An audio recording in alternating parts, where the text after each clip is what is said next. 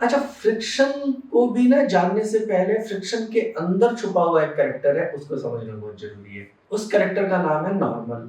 कई किताबों में आपको नॉर्मल रिएक्शन दिखेगा, कई किताबों में सिर्फ रिएक्शन दिखेगा कि रिएक्शन फोर्स।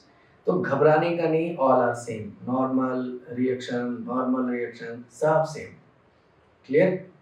तो एक है नॉर्मल।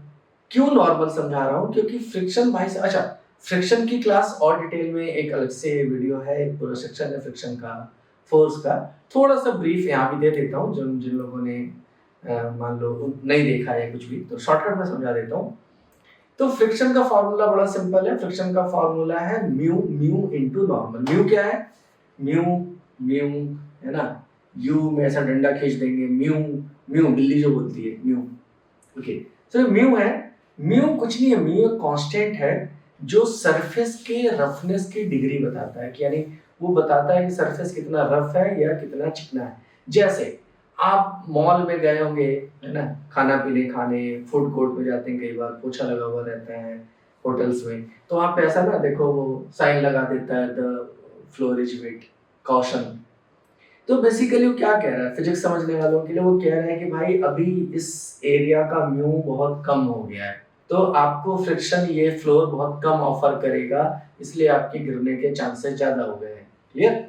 तो वो म्यू है। म्यू, जैसा मैंने बोला, उसको बोलते हैं कोफिशिएंट ऑफ फ्रिक्शन। तो कोफिशिएंट ऑफ फ्रिक्शन ज्यादा है, इसका मतलब वो कोई सरफेस ज्यादा फ्रिक्शन अप्लाई करेगा, और कम है इसका मतलब कम फ्रिक्शन अप्लाई करेगा। नॉर्मल, तो नॉर्मल के लिए भी फ्रिक्शन वाला वीडियो आपको पूरा देखना पड़ेगा, समझना पड़ेगा। Normal generally generally not always, generally mg weight के बराबर होता है। अगर कोई चीज बहुत स्ट्रेट रखी हुई है ना, सीधे किसी सरफेस पे कोई चीज रखी हुई है, तो डाउनवर्ड लगेगा mg वेट, ठीक उसके उल्टा लगेगा नॉर्मल।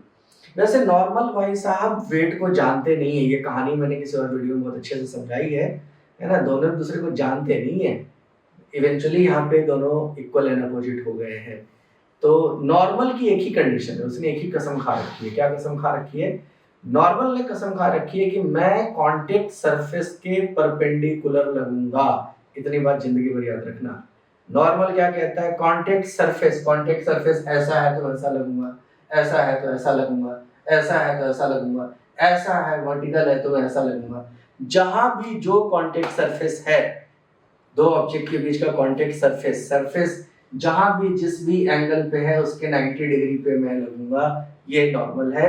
और उस नॉर्मल में आप म्यू मल्टीप्लाई कर देंगे तो इफेक्टिव फ्रिक्शन की वैल्यू निकल के आ जाएगी। तो अब बेंडिंग ऑफ साइक्लिस्ट के केस में बड़ा सिंपल है साहब,